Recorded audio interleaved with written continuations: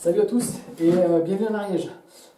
C'est la dernière ligne droite pour ce qui concerne les enduits de corps. Il nous reste toutes les cloisons à faire. Donc les cloisons, vous le savez, le support de l'enduit va être des plaques d'OSB avec dessus des canisses. C'est un changement de support qui n'est pas sans conséquence par rapport à la formulation de l'enduit. Il va être peut-être un peu moins humide, et nous allons l'appliquer avec une épaisseur moindre que sur les murs grève. Là, c'est un des premiers murs que nous avons expérimenté, et nous avons pris le parti de ne pas tramer. Donc vous voyez toutes les micro-fissures qui sont apparues, avec là même certaines faiblesses. Donc, bien évidemment, on en a conclu qu'il fallait changer de méthode.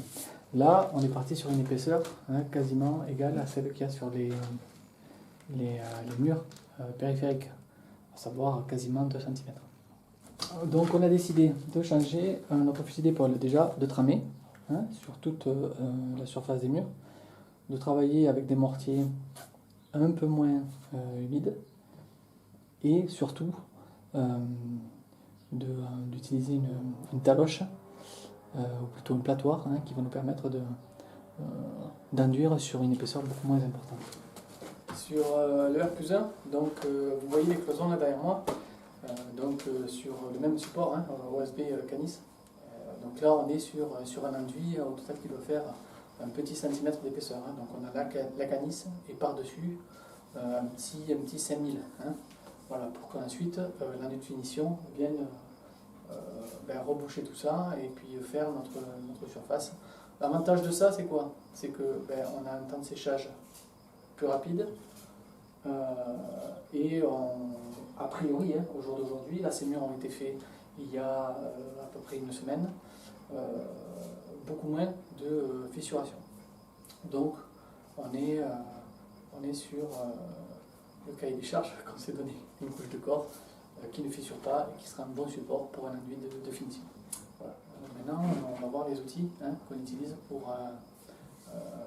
pouvoir recouvrir des surfaces aussi grandes et gérer un peu mieux l'épaisseur de notre enduit.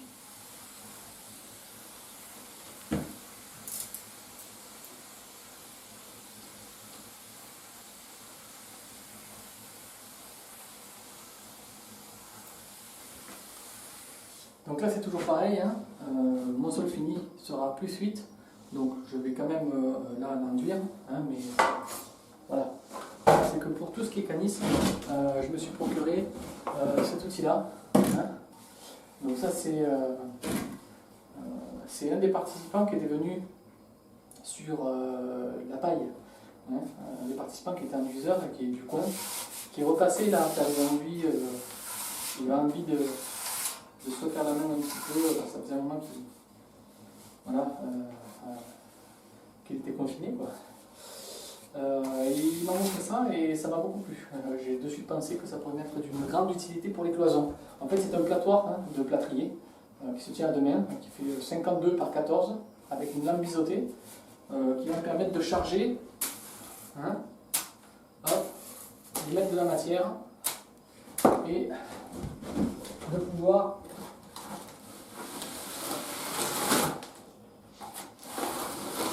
recouvrir directement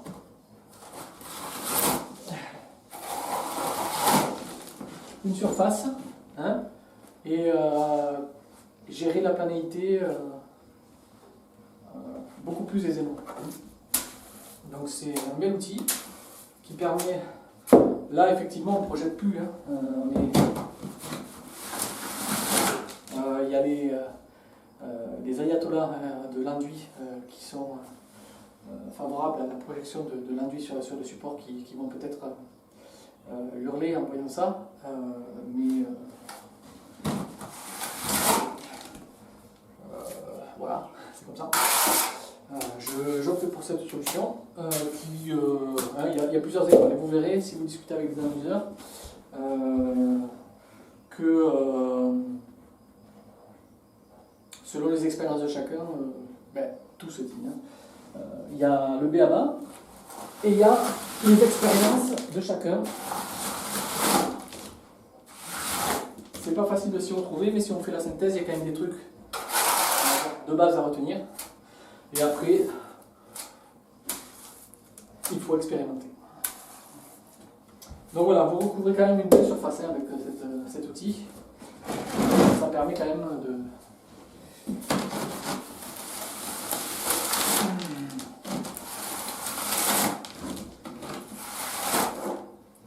Moi, en tout cas, je vous conseille de vous pencher sur la question.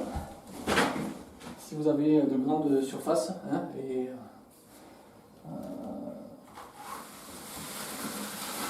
de vous faire votre propre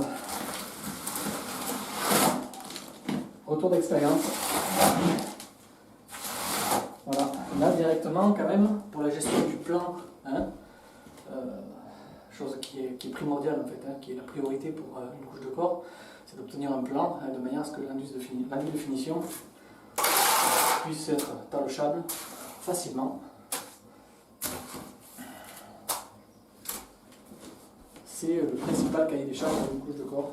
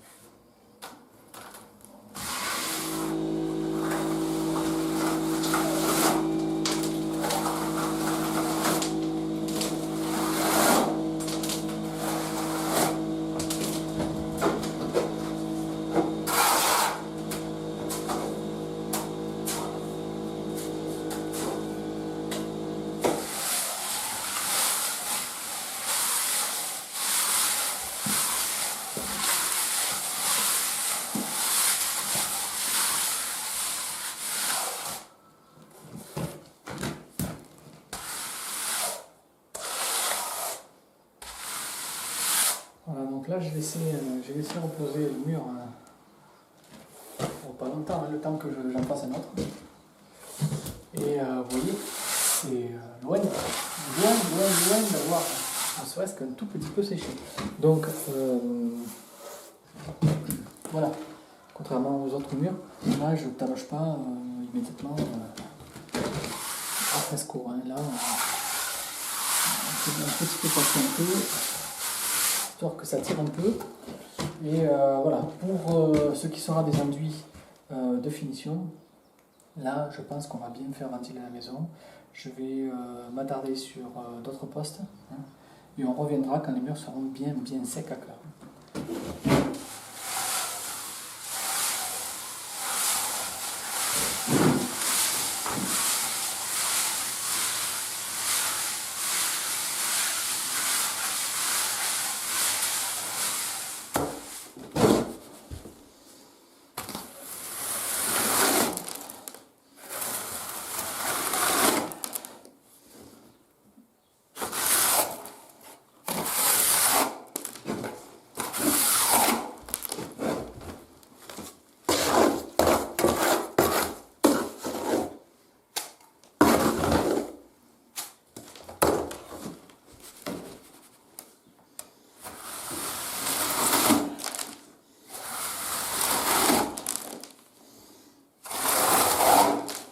Donc là, juste pour vous donner une idée de la quantité de travail qui peut être abattu avec un platoir, là, grosso modo, il y a 4 mètres carrés qui ont été faits en à peu près 20 minutes. Voilà. Le plus long étant de se déplacer, d'aller chercher la matière. Voilà. Donc là, on va travailler. Voilà, donc là, Tout mon support est prêt. J'ai mis ma première couche, ma trame. J'ai fait tout le pan. Étant donné qu'on travaille quand même avec un enduit qui est encore frais, hein, même. J'ai pu me permettre de faire tout le pan de mur avant de passer à la deuxième couche. En général, ce que j'ai fait sur le grèbe, hein, c'est que je faisais pas ça. Je faisais un lait après l'autre. Donc là, par contre, étant donné que le support d'OSB et de Canis n'absorbe pas du tout l'eau, ça met beaucoup plus de temps à sécher. Donc on peut se permettre de faire de plus grandes surfaces pour après repasser sur la deuxième couche sur une plus grande surface. Voilà.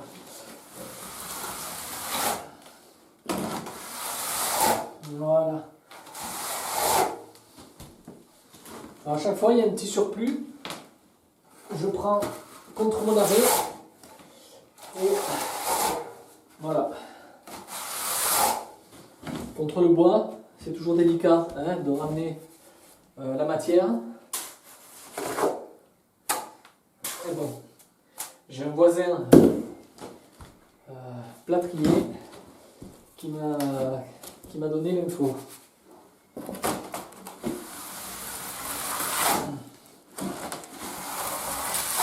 Donc c'est un outil assez physique malgré tout, ça nous fait changer de l'exercice du projeté, ça fait du bien au poignet, mais malgré tout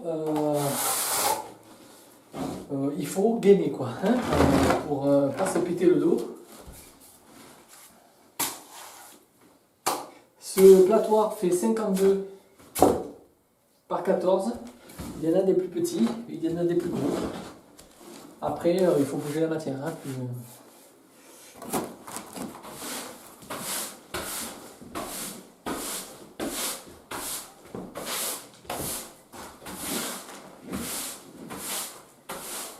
On arrive à la fin de la couche de corps.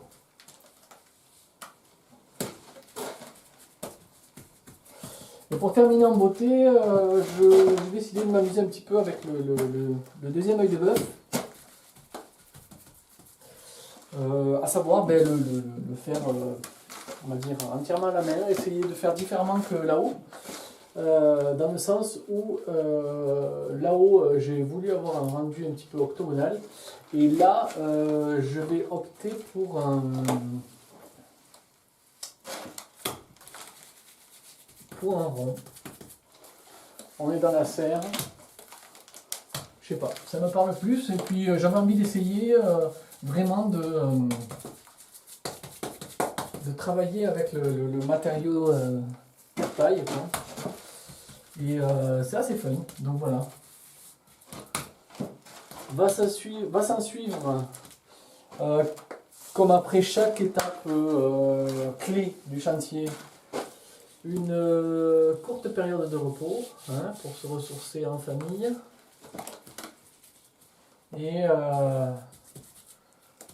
évacuer tous les... toute la charge mentale, si vous voulez, que m'a demandé cette étape, dans le sens où la logistique, la préparation, la technicité, tout ça, mis bout à bout. Enfin, c'est comme ça que je prends chaque étape du chantier, depuis le début. J'ai compartimenté mon cerveau, si vous voulez, pour pouvoir... étape par étape, me concentrer sur la technicité de chaque technique.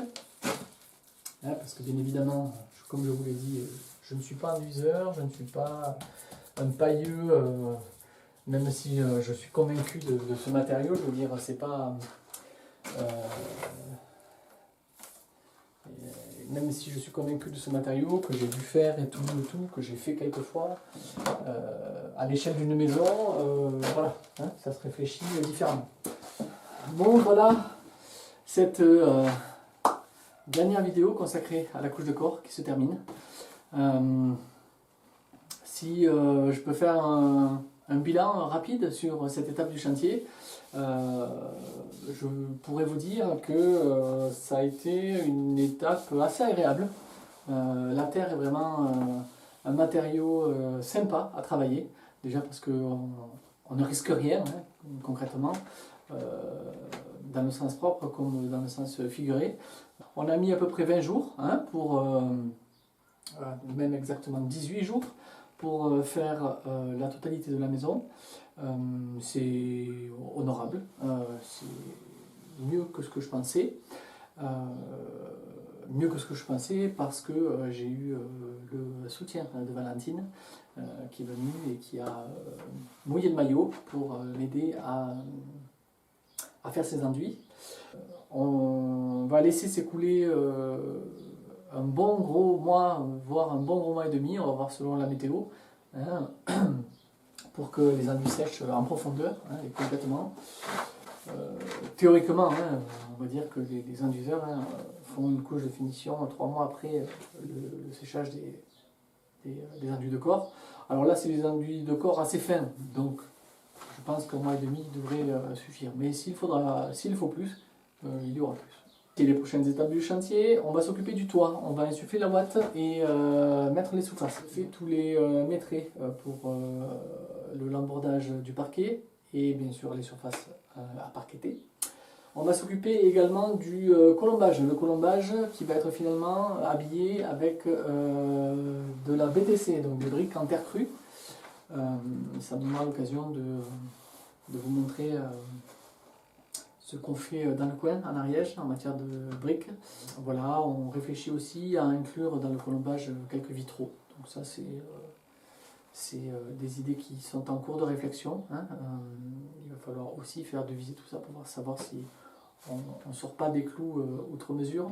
Une autre chose à laquelle je commence à penser, c'est à la dépendance de la maison. Je ne sais pas si je vous en ai déjà parlé, mais bon,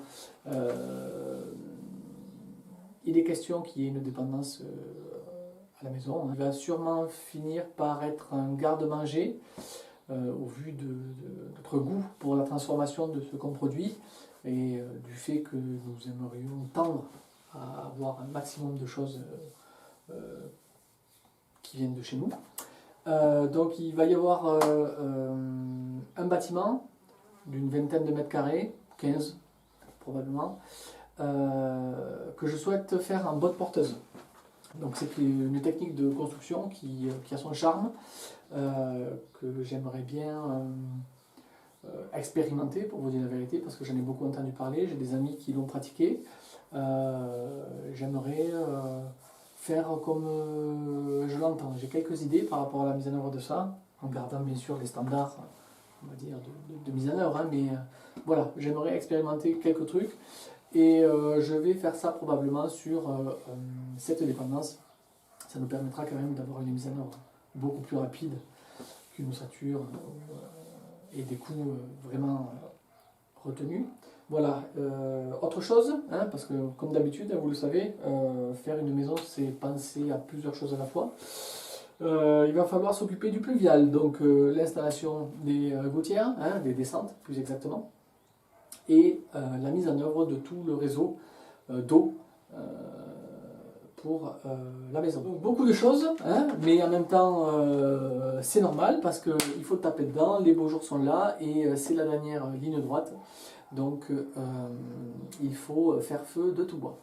J'espère, comme d'habitude, que ces vidéos vous apprennent toujours, hein, quelque chose d'une manière ou d'une autre, que ce soit de par mes réussites, mes erreurs ou les choses que je vous montre, hein, tout simplement. Je vous dis à très bientôt, donc. Hein, pour l'instant, l'heure va être à prendre un petit peu de repos en famille. Donc toujours des bons moments après des étapes un petit peu importantes du chantier. Ça fait du bien de souffler et de se remettre un petit peu les idées à l'endroit. Voilà. Donc, je vous dis à bientôt, puis d'ici là, portez-vous bien.